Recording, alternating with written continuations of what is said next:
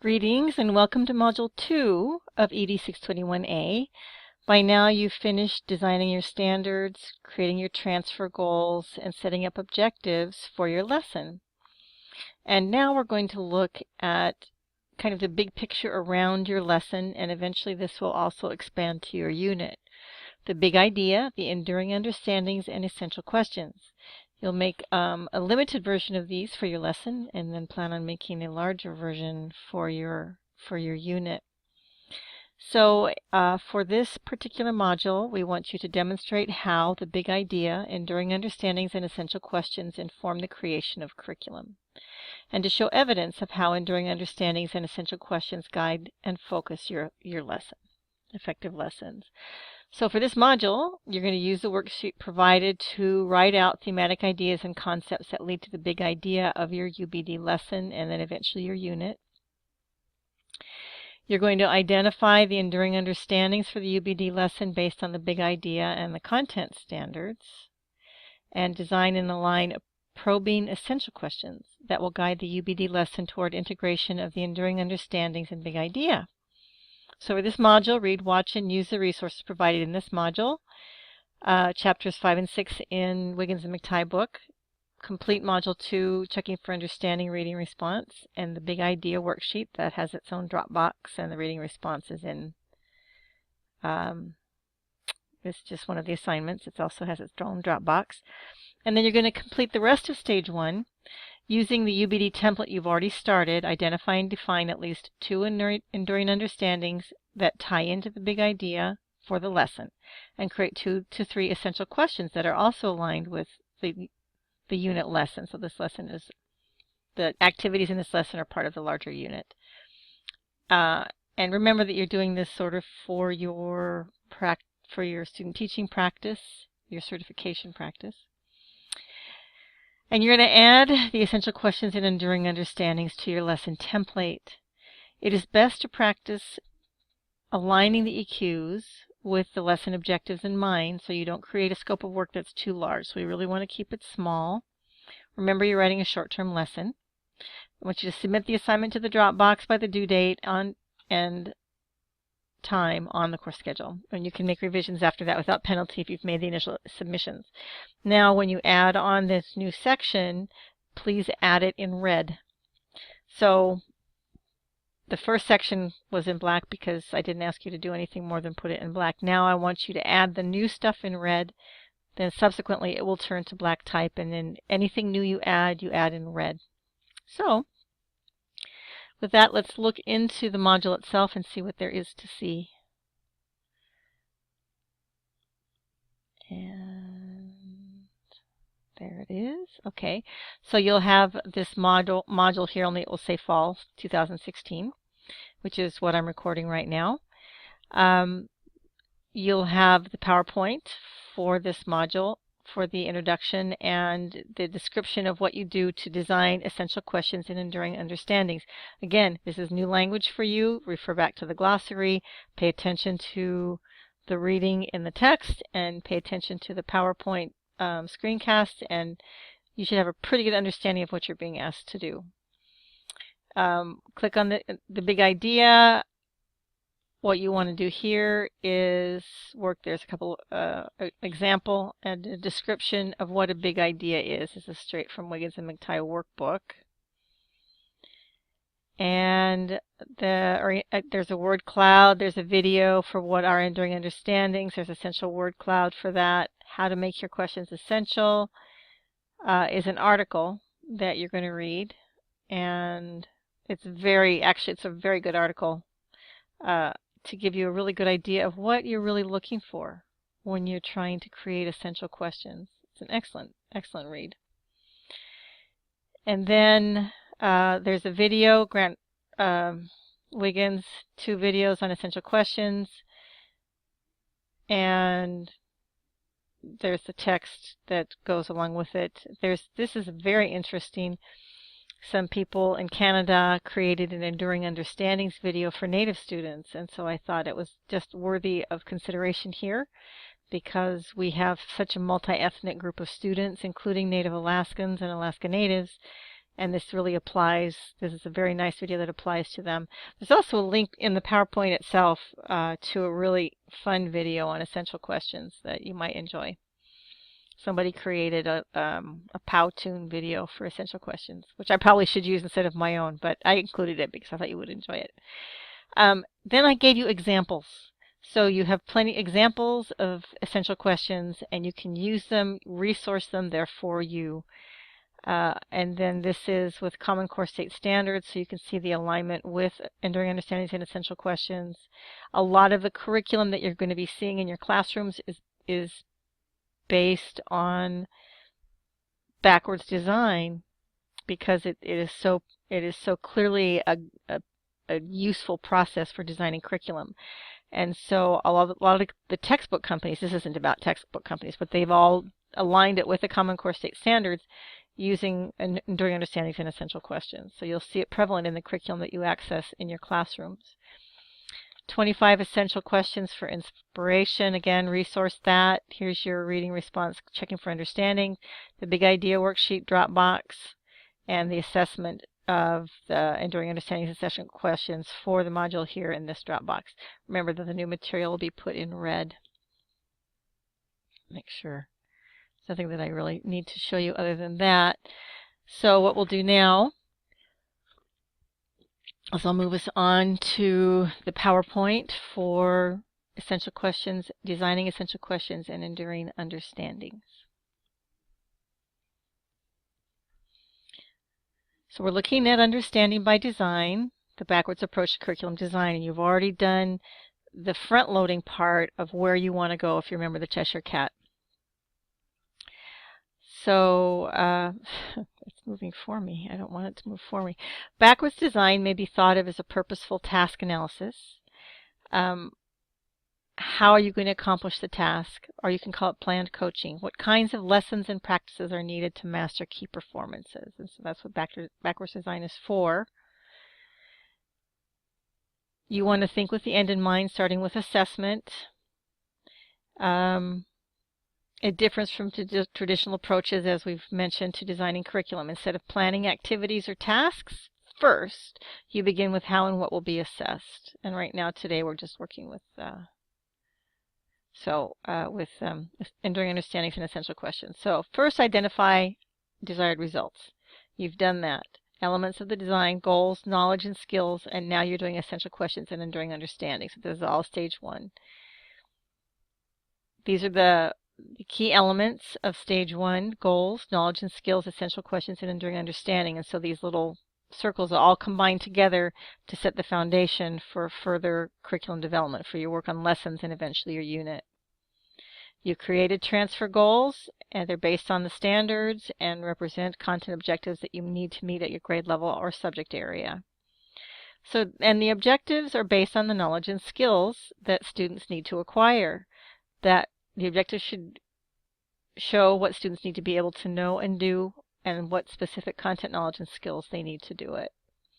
And here's a wordle with what this transfer goals and essential questions really require. So essential questions. This is not just like who crossed the Potomac. Is not an essential question. It's a fact-based question. Essential questions are open-ended questions that are thought-provoking and interpretive at the heart of subject or curriculum. So they actually lead to investigation. They're at the core of your content and leads to further or requires investigation. So it's a question that makes you go,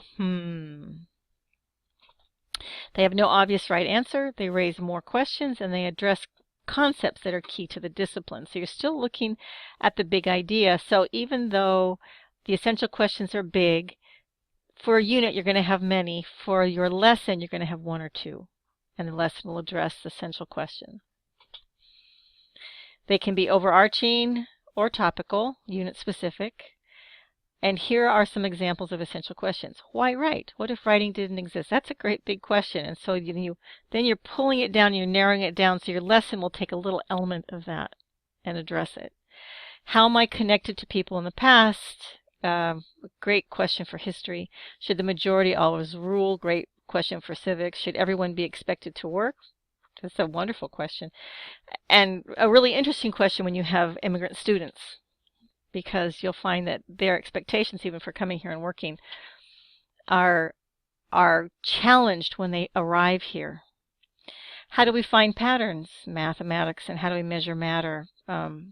Physics or science. So it's a provocative hook. It's a way to hook students into thinking, going, about what it is they're going to be learning.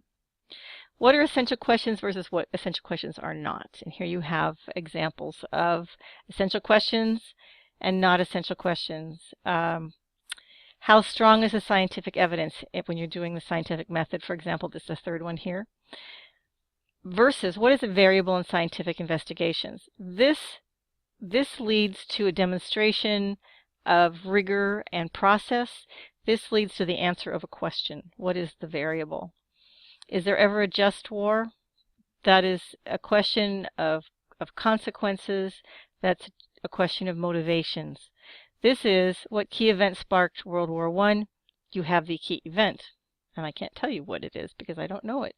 But it's an answer. And the answer does not lead to investigation. It leads to looking it up in an encyclopedic fashion to find out what that answer is. So this isn't creating thought-provoking lesson. It's not asking students to think. Finding essential questions. So what you're going to do is take the standard and identify the nouns that recur in that standard and make them a basis of questions. In the strategy, you're creating an interrogative from a declarative sentence. For example, for life sciences, the standard says all students will apply an understanding of cells to the functioning of multicellular organisms, including how cells grow, develop, and reproduce. So you see that the word cells is actually reiterated a few times in the standard. So cell is going to be somehow the big idea. And the essential questions might have something to do with what we need to know about cells. How can we prove that cells make up living things? And then for a third grade unit, you go out and work in the pond, you get your pond sample, you bring it back, you put it under the microscope, and you look at cells. Or if you're older in high school, which you guys are all elementary, but if you were in high school, you'd really take apart the structure of a cell. Sometimes in 6th grade you actually do that. If we're all made of cells, why don't we all look alike? So those are great essential questions, and they make you go, And an overarching question, those were topical, would be how do scientists prove things? Again, something that requires thought and investigation. So you need to find a few good questions. Make a batch and then use the best ones you got in your batch. If they're truly essential, they will assist you to establish priorities and help uncover the big ideas. Don't state questions you don't intend to actively investigate through discussion, research, problem solving, and other means. And remember, they're not questions that have yes or no answers or single or short answer responses. This video I found on crafting essential questions is really delightful. And if you want to cut and paste this link, it's worth the watch. And here you go, another wordle for enduring understandings. So we're going to look at enduring understandings now. So essential questions are the big questions. Enduring understandings is what you're going to take away and embed in your knowledge and understanding when you walk out the door and go to the next class, go grow up and go get a job. So you're going to anchor the lesson. Why is this topic worth studying? If you remember the very beginning, it's like, what is worth teaching and learning? Why is this topic worth studying? So again, why are we doing this? It's worth the conversation. Are big ideas that can be transferred and made into statements, enduring understanding. So you're going to look at the big idea, and then you're going to pare it down to look and see what are the elements that students need to understand about this big idea at my grade level with my students. Obviously, it can be really, really big, and you don't want that. You want small. We're looking at small right now. It requires uncoverage of abstract or misunderstood ideas. Another way to look at uncoverage is deconstructing. It's breaking it down. It's taking it apart. It's analyzing it. It's looking at possible misconceptions and then how those feed back into the big ideas. So it's recursive. And enduring understanding answers the question, what do we want students to understand and be able to use several years from now after they've forgotten the details? So when they're walking into Walmart and they need to use their checkbook, which they probably won't, Can they balance their checkbook? Do they know whether or not they're getting the best deal on a 5-ounce, or is 10-ounce a better deal?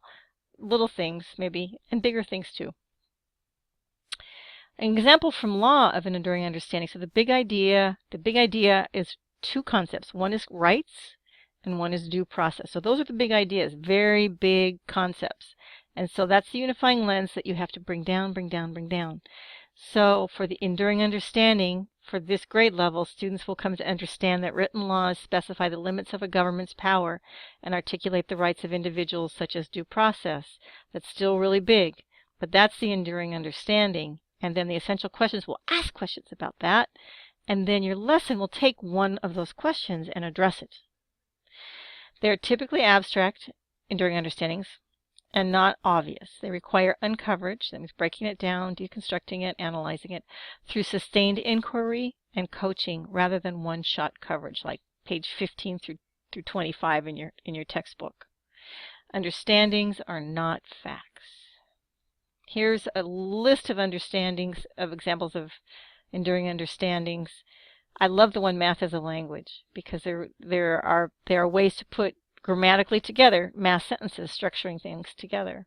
And how is that related to regular language? I think that's a really good investigation. Numbers tell the story of a business, for example. That's for older students. So this is for you to look through. I recommend you do that.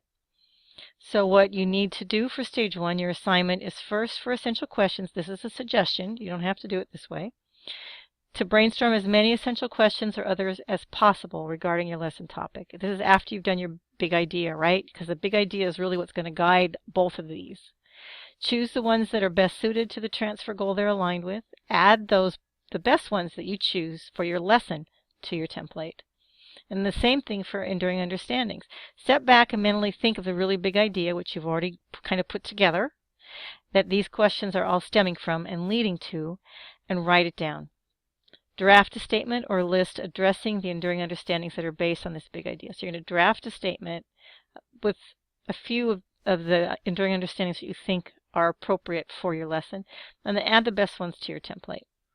You all know that I'm going to give you plenty of feedback, more feedback than you ever expected. So submit it any time before the due date, and I'll get back promptly with you.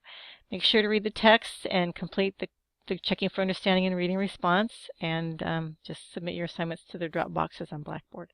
Let me know if you have any questions or issues, and I'll be glad to help you. Or if somebody else is teaching this class, they will be glad to help you. So with that, I'll say thank you for your attention and have fun with this. This is always pretty exciting for some of us who love curriculum development anyway. Have a good afternoon or evening or morning, whenever you watch this.